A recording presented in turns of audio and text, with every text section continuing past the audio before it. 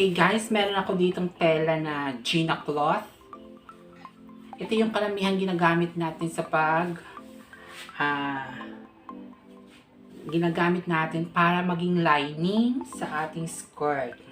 Ngayon, ituturo ko sa inyo kung paano magtabas ng full circle skirt o yung tinatawag nating full balloon.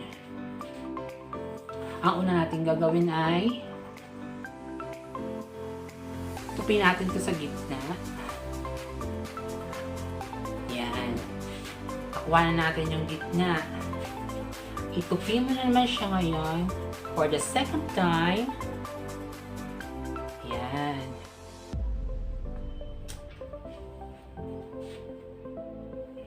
So, bali meron na tayong apat na one, yan, 2, 3, 4.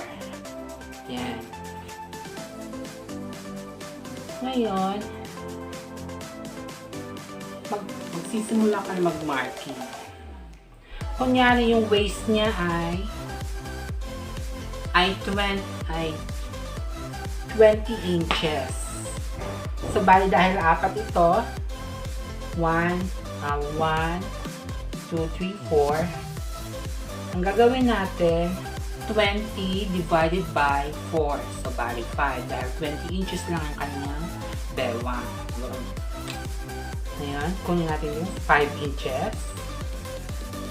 20 divided by 4 equals 5. Ganyan. I-curve natin ito kasi magiging circle yan eh. Curve natin to para makuha natin yung sukat ng bewang. Mark natin dyan. Tapos tandaan natin dyan. Kailangan magkakapara yung yung measurement nyo.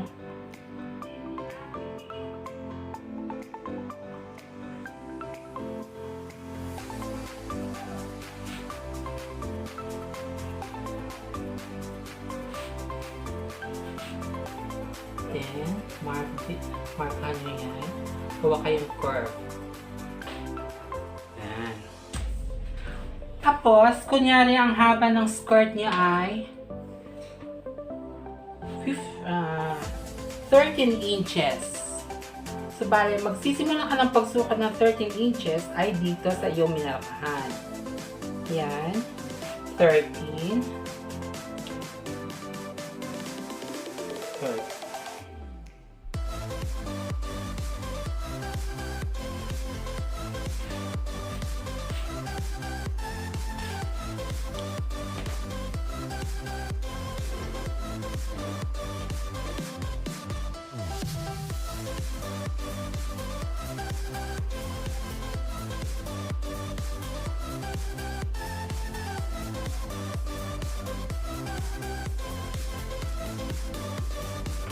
Yan, namarkahan mo natin lahat.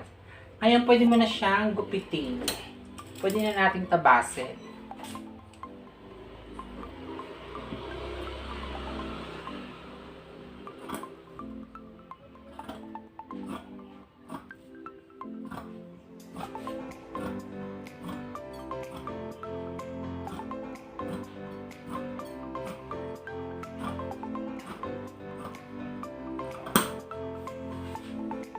See?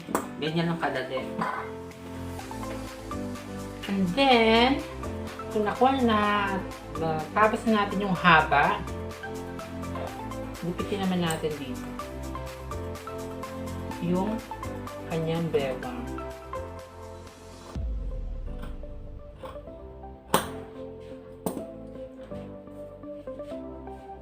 And then, that's it. Tapos na yung ating full balloon skirt or yung full circle skirt. That's it. Without pattern. Ganyan. Parang donut.